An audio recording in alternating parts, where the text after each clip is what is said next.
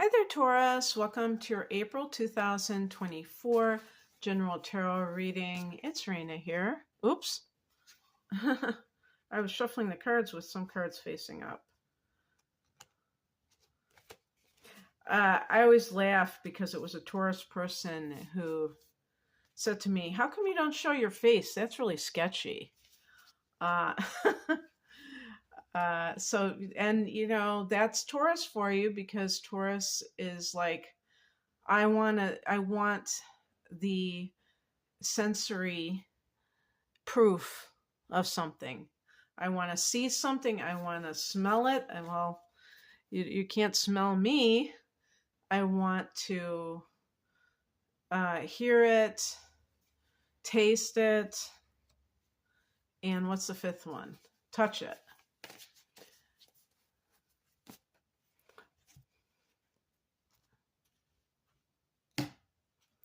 Okay. I have the light off. There was the sun. It's evening now, but because of the time change. But hopefully it won't be that dim when I do this, when it comes out, but you never know. It's just that, anyway, it's a little bit, I don't want to get up, basically.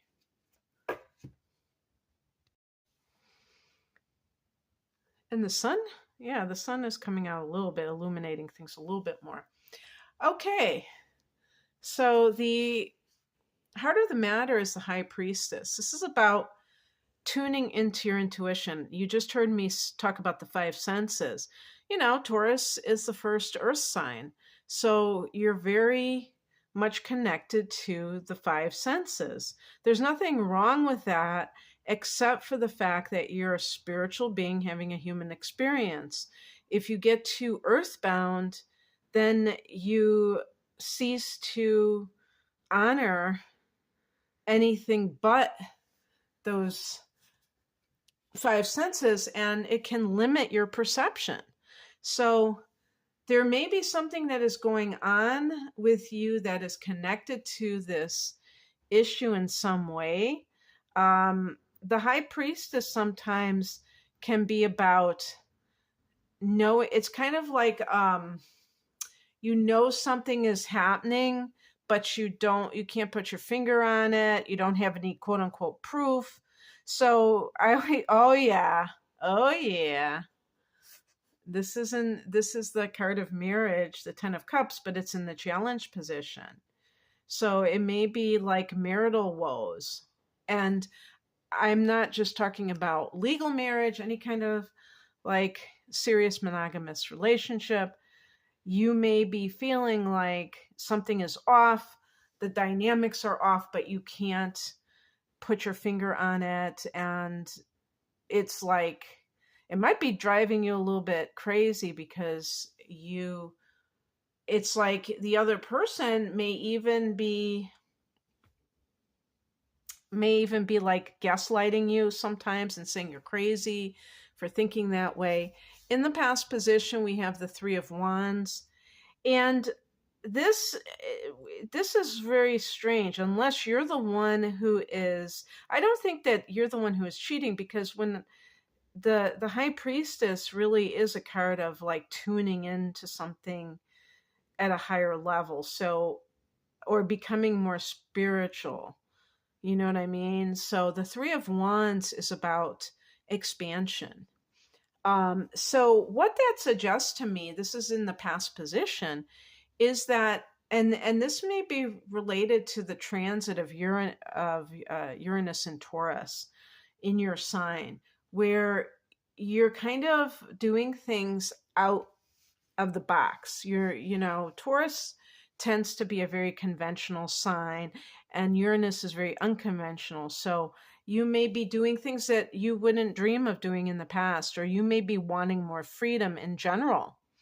And so the Three of Wands can represent that. And that it's not, like with relationship issues, if you've been in a relationship, especially a long-term relationship, you may be tuning into something within yourself that is ready for growth. Okay. Taurus can get into a rut. I have Taurus rising. I know of what I speak. So please, let's get real here. It's a fixed sign, so it can get into a rut. So even forget about cheating. Sometimes this card though can be about that, but even if that was the case, the Three of Wands can suggest that you are also looking for something more from your life. So everything, if we talk about everything being in divine order, even if that were to have happened, and that of course this is just a general reading, it's not going to be for everybody who's in a relationship, but even if that were the case, it would be for your highest good, because it would be something that is already in alignment with what you are going towards. Like if you're going towards more freedom, and your partner is cheating, then you don't have to be the bad guy, because then you can say, look, you're cheating, see you later. If you go, you know what, I'm going to kick you to the curb because I want my freedom, that might make you feel guilty. And so this can be more of a clean break in a sense, because you don't have to be the heavy in the situation. But for other people, I don't feel like that's the case for everyone. I think some of you, because you are undergoing a spiritual awakening, you want more freedom. And if you're in a long-term relationship, you may feel like that is holding you back in some way. Maybe you don't feel like you have things in common with that person anymore because of your spiritual advancement. When I say advancement, I don't mean like, oh, you're so great and that other person sucks. I just mean that you may be in different places right now. The higher message is the Lover's card. This is a card of a choice that you need to make, perhaps. It also can be that you are looking for intimacy. I'm not talking about sexual primarily. I'm talking about more on the soul level. And so maybe that relationship that you're currently in is not that relationship. The Lover's card also connects to the sign of Gemini, if that's meaningful for you. And like I said, with the Ten of Cups, it's a challenge. It's in the challenge position as it pertains to marriage and happily ever after. So something may feel like it's spoiling happily ever after, but sometimes people get married for the wrong reasons. Sometimes they're living in that fantasy of happily ever after, and they're not really looking at it from the perspective of what is true for them. Oh, by the way, astrologically, in the month of April, there will be, well, first of all, there's going to be a solar eclipse in your 12th house in Aries, Taurus. So the 12th house is the house of karma, and this activates that. So it might be that things like old karma is coming to the surface for you to see and release. So it kind of like, it's just like when we talk about toxins coming to the surface to be detoxed from the body, this can be on the soul level, that things need to, and that could involve relationships, maybe soul contracts that are no longer serving you. I heard like some kind of a spiritual teacher talk about soul contracts and say that there are a lot of people who are no longer bound by them, or they don't need to be. There are many different reasons why people get together. It's not just like that they're falling madly in love. They may have some feeling of duty, obligation at a deeper level, not just the kind of boring type, but really a strong pull towards that person. But it's also this feeling of a karmic debt. They might not look at it that way, but that's kind of how it unfolds. But in some cases, I feel like any of these types of relationships can be transmuted in terms of that they really are meaningful and that they can be maintained if the person chooses to, even if they go into it.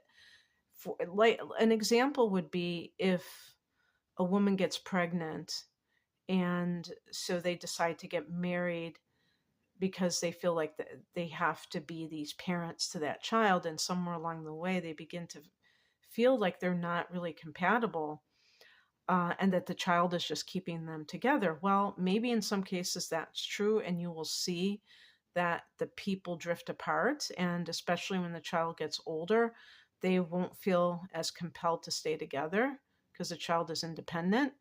But in some cases, they may actually find that connection with one another, even if at first it was almost like this forced union in a sense. What's coming in is the Nine of Swords. This is a card of anxiety. And it doesn't mean that, oh, wow, in April you're going to be filled with it. But I wanted to, that was the other thing in terms of transits, is that there's going to be a full moon in Scorpio, which is your opposite sign. This is happening on the 23rd of April. And so, it's important to note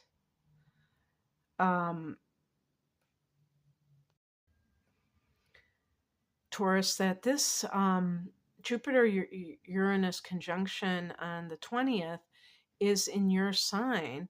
And that means that that blesses you, because Jupiter itself is something that blesses you. I think, did I say it was actually, no, I think I was talking about a different sign, so I don't think I screwed that one up. But yeah, so anything that's happening behind the scenes, which is the 12th house, karmically, what have you, you have a front and center, once in a lifetime conjunction in your sign between Jupiter and Uranus. And it could be a very pleasant surprise. Maybe it's even a spiritual upgrade of some sort. And maybe that's what the High Priestess is all about. But the thing is that the 12th house, I really think of with Nine of Swords. You know what I mean? I really think of bringing up those buried fears and old karma and all that kind of gunk to the surface. So realize that there's both things happening for you, and both of them are benefiting you, even though one can stir things up. It's just like some people consider, like, when people, let's say you get a cold or something, they call that a healing crisis in the natural holistic community, because it brings up things to be purified, and like excessive mucus. And yet people sometimes see it as this bad thing because it makes them feel physically unwell. But the end result, you can really purify yourself, and you'll feel even better than you did before you got sick, because you were probably, when I say you, a person, because they were probably already overburdened by toxins. So it's like it cleans the system, but it does come, you have to take the good with the bad, and the bad is the way the person feels, but it's temporary. That's the important thing. So if you're undergoing some kind of crisis in relationship, especially around the 23rd with that full moon in your 7th house of committed partnership, understand that there is a reason for that. There's divine timing, and it's all good. It's not something bad, and it's coming just a few days after that Jupiter-Uranian conjunction. The outcome card is the Chariot card. This is a card of victory, transcending the horses of duality, the black and white horses that represent extremes, polarities. And that's what the full moon, it's a polarity between the dark and the light, and the the sun and the moon. So after that, you will likely feel this sense of things are improving, even though, during the time of a full moon, things can come to a head. Also, that's a card of travel, so, and even a new vehicle. So, with the Chariot card as well as the Three of Wands, there might be some trip that you are embarking upon. The Three of Wands is in the past position, but that can indicate that desire for change, expansion, and travel is a form of expansion. Also, the solar eclipse in the 12th house, because Jupiter's ancient ruler of Pisces, which rules the 12th, that some of those themes of the 12th house, it could be some trip that you're taking. I would say, especially, it's a long distance trip, especially if it has to do with spiritual pursuits. Okay, that's what I have for you, Taurus. I hope that this resonated. If you would like a private reading, I'm promoting my double astrological readings called my deep dive readings, which are great at this particular time when you're about to enter your or have your Saturn solar return in either April or May. It's an hour of natal chart analysis with an hour of transits for the upcoming 12 months for a special price. That's called my deep dive reading, and I have all kinds of readings like love and career, things like that. You can find out more information at the link below. Thanks for watching. Bye.